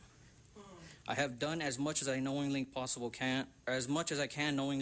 to get some sort of real answer and keep getting responses that have me running in circles, just getting nowhere. I have filed a complaint against this officer, but that got absolutely nowhere rather quickly.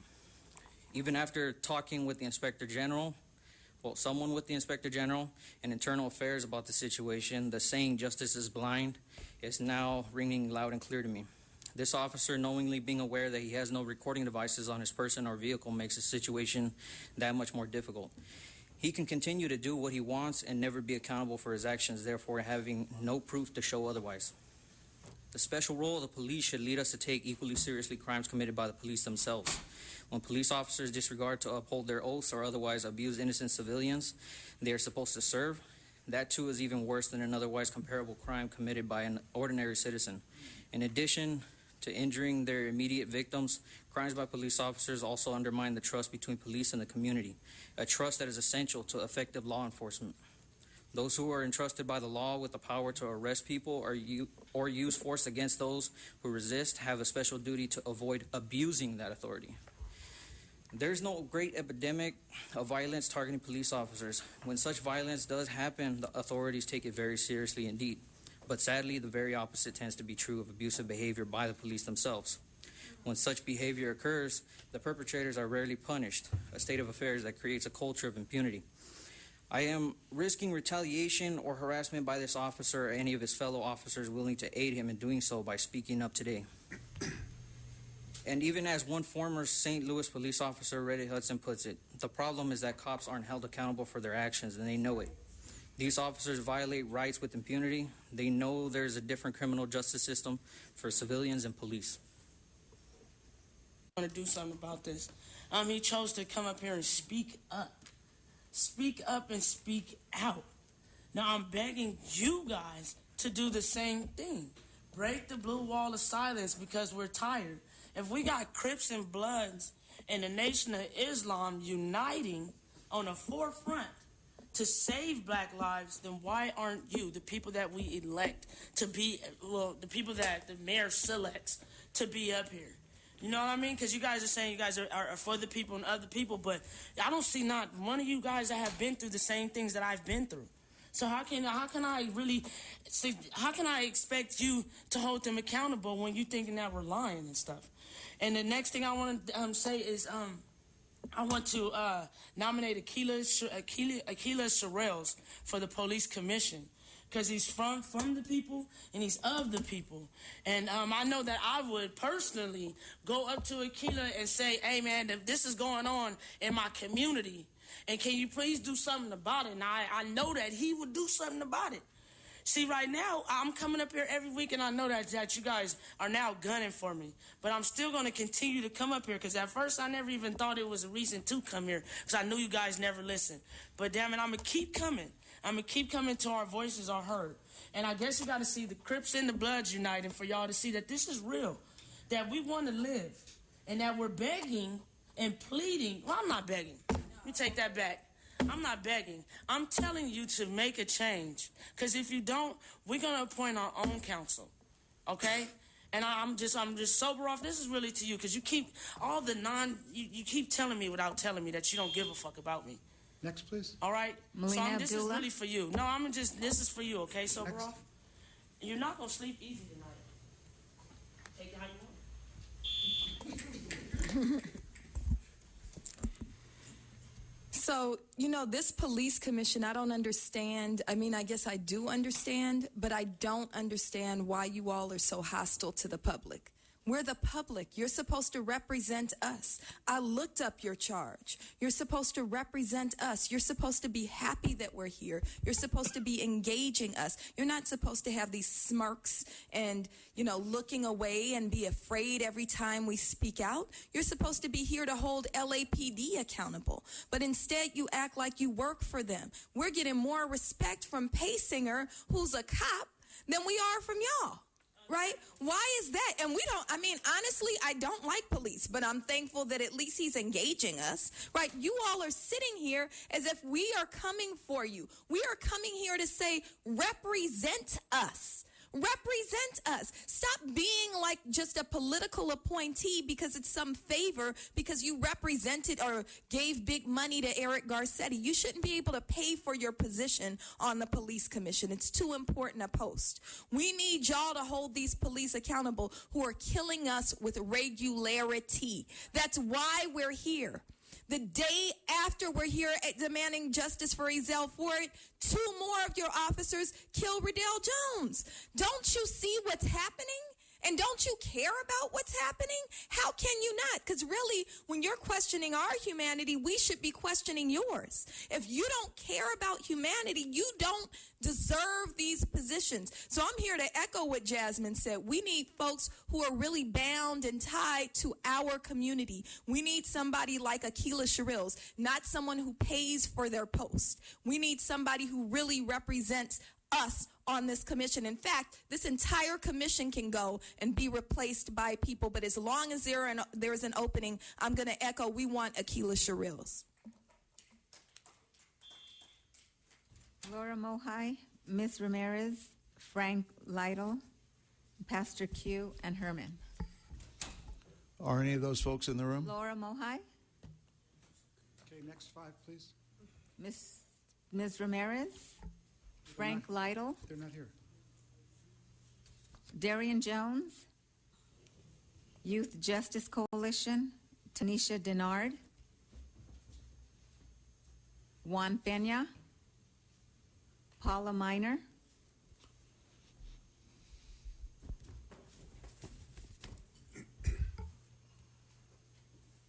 Luke Wigrin will be following Paula Miner.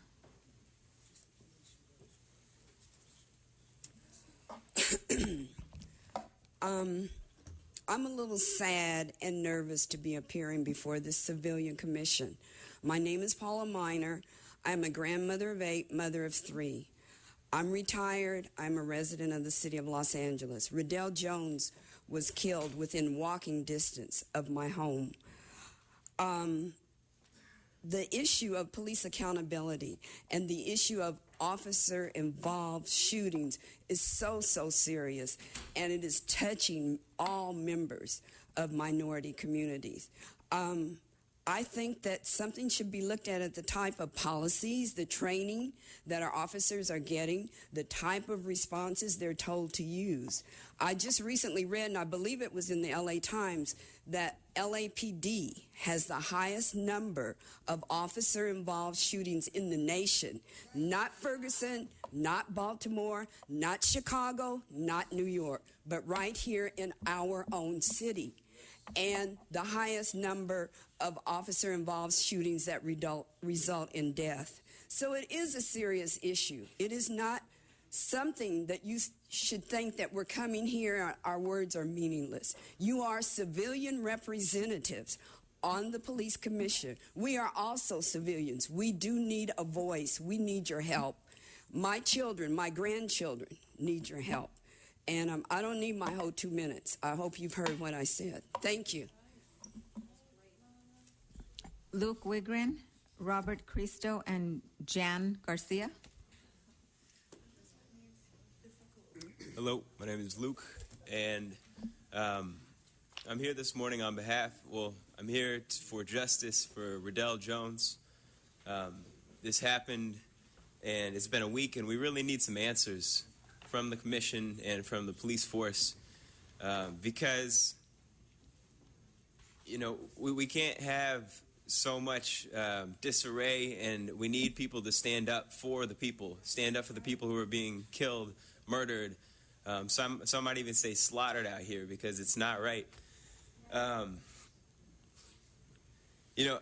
think there's a lot of movement going on right now, and commissions are being formed in many cities to work on, living wage. I think we also need to be concerned with living, period. And you guys are a commission. You guys are a body of people who can get together the statistics, whatever you need to do, get the solutions, and come up with a way that we can curb this violence. Because it's not just violence that's going on. It's your violence. You're the ones that are creating this violence in a large part by the disrespect and lack of order and lack of just care that you take. So I put on purple in honor of Riddell Jones this morning, and the only shirt I had happened to be one that shows the Ray Bradbury novel Fahrenheit 451. And I think it's interesting to think about how in that novel you had firemen who were, at some point in history, they had turned from fighting fires to starting the fires. And I think we're seeing something very similar with police officers, with the police force, with the entire city government. Right now, not being peace officers for the peace, but officers of chaos, officers of disorder. Thank you, sir. And not protecting constitutional freedoms, but destroying those constitutional freedoms. Robert Cristo, Jan Garcia, Hamid Khan, Michael Williams, and Occupy Los Angeles. Hi, my name is Laura Mohai. I just want to come here and to say that I support the appointment of Akila Shreels to the police commissioners. And I wanted to make an extra point. I came here to talk earlier, and I started talking to you, and I was actually very calm. And what actually started happening is that the moment that I mentioned, Black Lives Matter, or the moment that I mentioned the word accountability, you actually all started to tune me out. Like, nobody was making eye contact with me. Everybody was looking in a different directions. You were looking down. You were distracted. You didn't want to listen to me. You didn't want to listen to anything I had to say. And you ask us to be respectful. But when you don't listen, when we come up here and we talk to you and we say things calmly and we say things politely, and you don't listen and you don't even make eye contact with us, what are we supposed to do? I mean, you ask us to be respectful toward you, but the thing is that you're not respectful towards us. Because when you don't listen to us when we're being calm, then what else is there to do? That's disrespect. And then you came out here and you basically circled us with armed men and women. None of us have weapons. We were all screened, What are we going to do to you? We literally can't do anything. We don't have weapons. And yet it's just, it's the words that are a problem. So I would just want to say that, you need to listen to us. And I actually had to run out because I had to pay my parking meter because I didn't want to get towed. And that just shows to, we pay for you, and you are accountable for us. Thank you. Thank you. Robert Cristo. All right. So, what was that earlier? I mean, you guys fled the meeting. I heard you guys left the meeting last time, but then to do it right my first time back at a police commission meeting, to get up and go, or at least you didn't declare it unlawful assembly, you let us come back. And that was the real issue. Your man came and talked to us as if we were children. Teased us with it. Are you going to be quiet? Then they'll come back. We're not children. We're adults, and we're concerned citizens. Oh, by the way, my name is Robert. I'm representing the Youth Justice Coalition. And just on behalf of the Youth Justice Coalition, I ask that you fulfill their Public Records Act request when they request a memorandum that was either an internal document, maybe it was publicly disclosed, but some memorandum that has a connection between the DA and the LAPD, as far as the DA making a deal with the LAPD that all use of force incidents will not be investigated until after an internal investigation was done by the LAPD. Also, we ask that you fulfill the Public Records Act request for a determination about info such as whether or not a person killed by police was armed, who were the officers involved, if the officers were punishment. This type of descriptive data will give the community an idea of what you guys are doing. Because right now we see things at face value. We see officers armed with 9mm Berettas and 9mm Glocks. Weapons made for war, weapons made to kill, weapons with a minimum of 16 bullets being used against a woman with a kitchen knife. Thank you.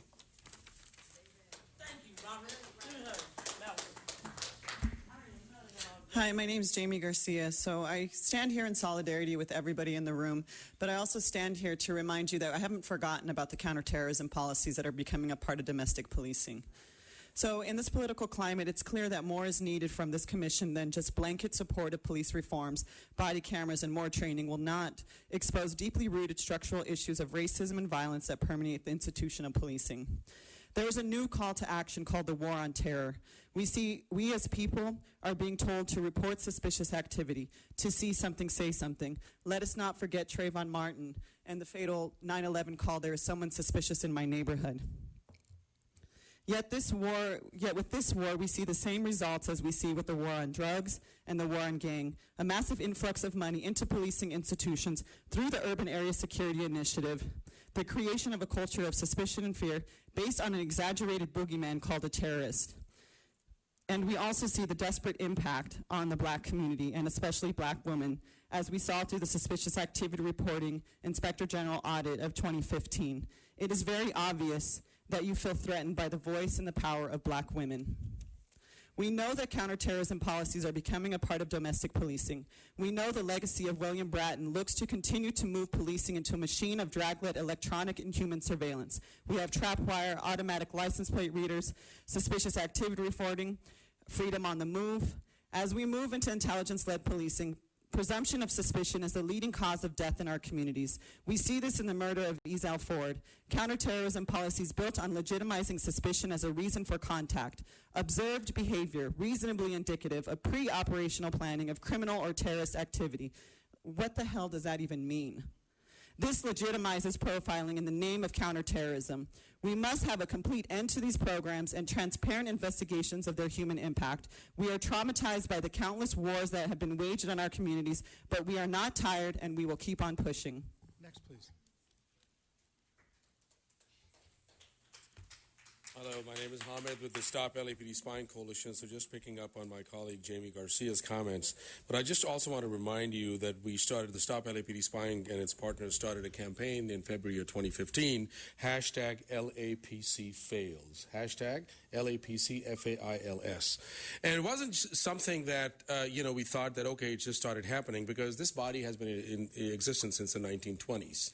But it was a whole history of several commissions. It was a whole history of several consent decrees. So we thought, okay, there's a new body in town. We have 2 law professors. We have an executive director from the nonprofit industrial complex. We had somebody here who was a media executive. You're a land developer, so we didn't expect much from you, Sobroff. So the idea was that at least there are some of these people who understand fundamental humanity, some of these people who deal with people on a regular basis, some of these people who are out there who profess and claim to be experts in the law, but yet at the same time, hashtag LAPC fails. We sent you a detailed 8-page letter identifying racial profiling, identifying militarization of LAPD, identifying sham community hearings on body cameras, identifying violation of the previous consent decree, but that completely failed. Hashtag LAPC fails. We wrote a letter to the Department of Justice. Department of Justice has now acknowledged that they've received the letter. We've had our first conversations with them. But you know, when you're speaking to the DOJ, as residents of Los Angeles, you don't feel ashamed, but you feel kind of weird. That goes to show that we are not doing enough. So what we are here today is that we don't need outside intervention because a lot of people, the people's power is local. It is here, it is organic, it is grassroots. And we will take you out, we will dismantle you. I mean, at some point, this thing has to change. At some point, you will be held responsible personally. So before you get into more consent decrees and before the federal government says that the reason the consent decree is that you're incompetent and incapable of self-governance. Next. My name is Michael Williams, and I would like 4 minutes because you guys I was not able to fill out a speaker card for item 5 because you all walked out before I was able to speak. So may I get 4 minutes on the time? Well, I'll go. I'll take my 4 minutes. For one, I would like to say that all of you, except for a few, have been very disrespectful to everyone here who's a part of your community that you're supposed to support. Sandra, especially you. You have not looked at anyone in their eye. You have not paid attention to not one word anybody has said, and you have been very disrespectful from the moment any of us have got up here and talked on this mic. That's one thing I don't like, and that's one thing that will make me angry, is disrespectful people. And so, Rob, I'm not even going to use your last name. Steve, you are a very disrespectful person. And that is not acceptable for a commission who's supposed to be supporting these people. You're more caring about these officers than you are about people who are losing their loved ones. I've had to look in people's eyes that have lost their loved ones to police violence and their tears and their pain. And I have to look at that and I have to say, you know what? These officers that are supposed to be protecting us, they don't care about us. These commission members who are supposed to be having our back and holding these cops accountable, they don't care about us. So what do you expect us to do? What do you want us to do? You want us to sit here and be killed? To have our rights violated on a constant basis? Is that what you want from us? You guys are supposed to be the ones holding them accountable. And you can't even have the respect. She's still not looking at me. You can't even have the respect to look me in my eyes when I'm talking. I'm taking my extra 2. No, you're not. Because you guys are over here disrespecting everyone in here. Chris Tonin, Tut Hayes, John Wilson, and Leon Minor. We're not going to sit here and take it no more that you guys are going to just sit around and play politics. We want change. Los Angeles. We want a Chris different Tonin. system. Sir, if you're not going to give it to us, we're going to get it ourselves. Tut Hayes. And you don't want us to get it ourselves. Sir, there's some other folks that want it. You got to be respectful of the other people who want to speak. You haven't been what? Oh. You haven't been respectful. You haven't been respectful. So how am I supposed to be respecting you? I've respected everyone who sit. Next speaker. I've listened to them. I've looked them in their eyes. Mr. President, I would suggest you take a recess. Closed session. No more recess. We're going to closed session. Meeting's over. They're going to run because they're disrespectful. I'm sorry. Are you leaving again? The Board of Police Commissioners will now recess into closed session to discuss item numbers 10A1 to 2 in accordance with Government Code 54957.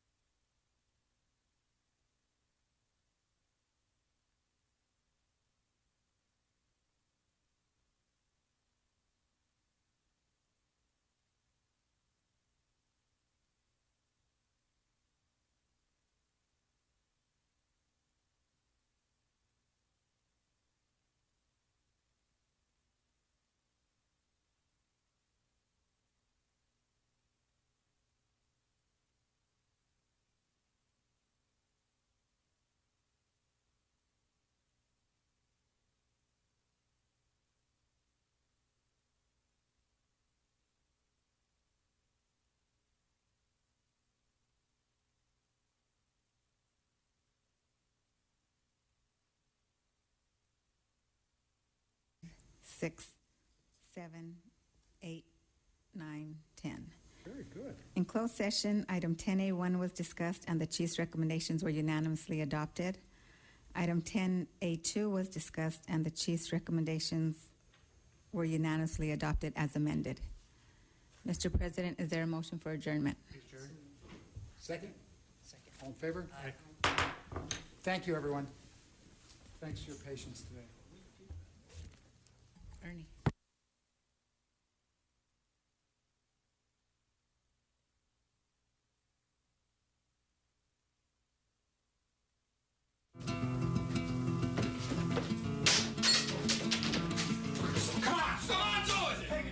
Hi, I'm Jen Mahoney in Studio City. You're watching LA City View Channel 35, where you can get the best in culture and arts. It's our city, it's our channel. Hey, just go!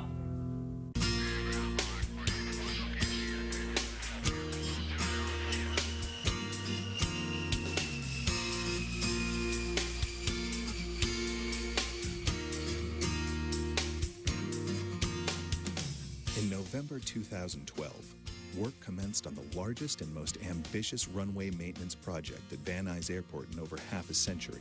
A $20.5 million plan to rehabilitate its historic 8,000-foot main runway, 16 right, in just 9 months. A runway where state-of-the-art business jets destined for distant corners of the world arrive and depart 24 hours a day. At an airport where more general aviation aircraft take off and land than almost anywhere on Earth. The mission? Modernize the runway to meet current Federal Aviation Administration design standards, achieve a 20-year lifespan, and preserve Van Nuys Airport's world-class status. The challenge? Dramatically limit the number of days the runway will be